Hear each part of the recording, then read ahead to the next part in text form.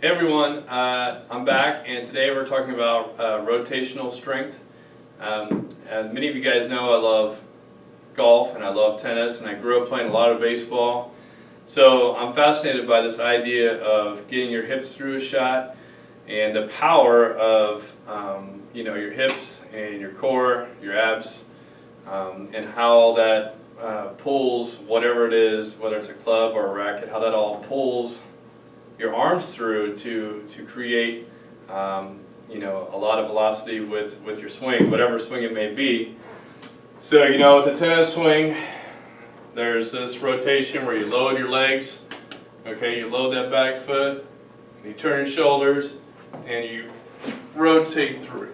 Okay, rotate through, and your backhand is a rotation through, right? And your hips come through, and your upper body, there's a lot of loading on your legs, and then once it uncoils, then you can hit the ball harder. You have to uncoil, but you have to load all this. And that is true for any sport. I had a pretty decent baseball swing back in the day, so when you're a baseball player, right, you got your elbow up, got your legs low, you step, and then you pull through with your legs and your upper body, okay? But you have to use your hips to get the most out of that baseball swing, right? And so if you notice, those two swings look pretty similar in a lot of ways. And then golf is also in this really good, you're in this strong pose where your chest is up and your hips are back, right? And again, you want to be pretty loose with your arms, just like with your tennis and your baseball. But you're going to go back, and then you load your legs, and then you come down through the ball, and you pull through. You have to be flexible, but you also need to get those hips through. And the hips go through, and you're loaded. They're not like this, and that also engages your core. And all that comes through, and that's where most of the power comes from. I got pretty good arms, but my arms do not supply the power for most of my tennis shots and my baseball swings. I mean, I really need my base, my legs, booty, my back, okay? For all my swings, for my arms to work the way they need to work, these better be really engaged. So I like to do rotational movements with PT, and one of my favorite ones is this one. Actually, I'm connected two bands here, right? And I'm loading my back side, and I'm pushing through, right? Boom, explosive. Boom, just like that, explosive. And that is going to get you hitting the golf ball or the baseball or the tennis ball farther. This one's also good where a lot of times I'll connect it low, put my left hand underneath, right hand on top, and I come up from there, loading my legs, up. And this gets you out of breath, not because your arms are burning, but more your legs if you're using them right. You don't want to do this like this, that's much weaker. Right? You load and explode, okay? Obviously you want to do both sides. Boom. Boom.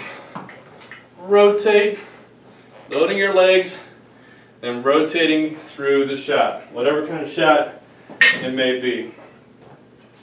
Another good one is connect up high again with the handle. I like to create some core stability by just holding it in, pushing it up. So now my core has to work to keep this from going backwards, right?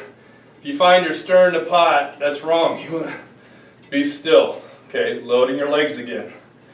Then from here, just go across, boom, right?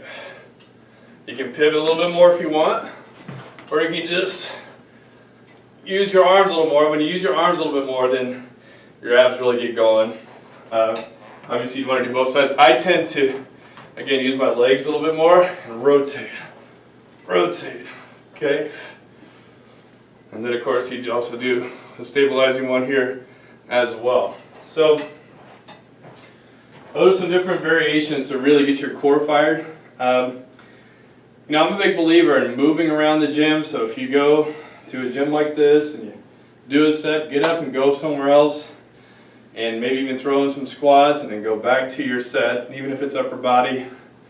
You want to keep your heart rate up and just get away from sitting at a spot, you know, on a bench somewhere for minutes on end. It drives me kind of crazy. So everybody wants to be lean and strong, but they're sitting between sets and looking at their phone or whatever. So get up, move to the next. You should be out of breath. I'm out of breath right now.